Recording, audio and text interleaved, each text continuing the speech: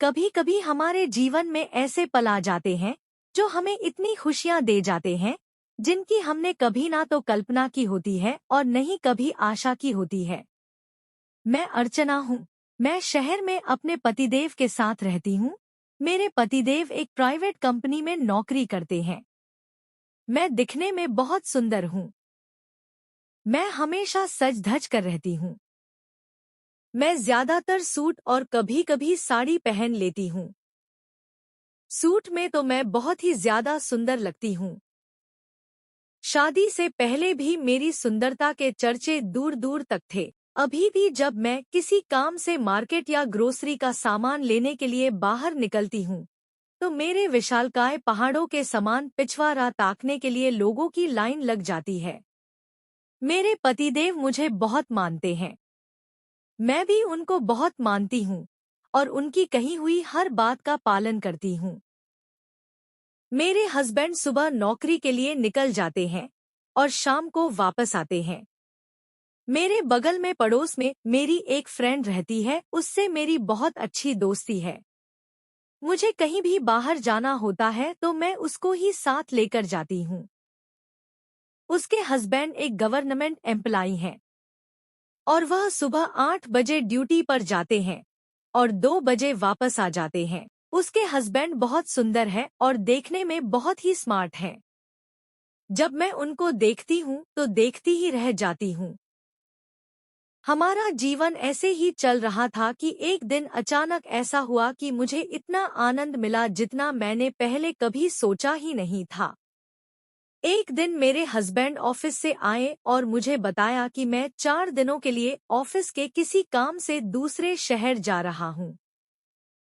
मैंने कहा ठीक है, बगल में मेरी फ्रेंड तो रहती ही है, मुझे किसी चीज की जरूरत होगी तो उसको बता दूंगी और किसी काम की जरूरत होगी तो वो अपने हस्बैंड से बोल देगी। उन्होंने कहा ठीक है, अगर कोई दिक्कत हो तो उनसे कह देना। उसके बाद मेरे हस्बैंड चले गए। उस समय गर्मियों का दिन था और मेरे कमरे का पंखा अचानक खराब हो गया। मैंने सोचा यह कौन सी समस्या आ गई। फिर मेरे पास एक मैकेनिक का नंबर था। जब मैंने उस पर फोन किया तो उसका फोन बंद आ रहा था। मैंने हस्बैंड को फोन किया तो उनका भी फोन बंद था क्योंकि वह शायद किसी जरूरी मीटिंग में व्यस्त रहे होंगे। मैंने सोचा इतनी गर्मी है, अब मैं क्या करूं। फिर मैंने अपनी पड़ोसन फ्रेंड को फोन किया तो उसने बताया कि मैं किसी काम से अपनी किसी कजिन के यहाँ आई हूँ। घर पर हस्बैंड होंगे, आप उनसे बोल दीजिए। फिर मैंने उनको फोन करके बोला कि मेरा पंखा खराब हो गया है, आप इसको सही कर देंगे क्या।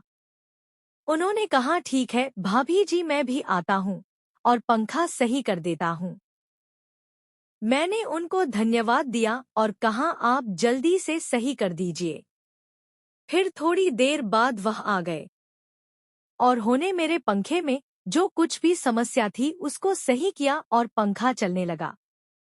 मैं उन्हें देखकर मुस्कुराई और बोली आपका बहुत बहुत धन्यवाद, वरना इतनी गर्मी में तो बहुत परेशानी होती।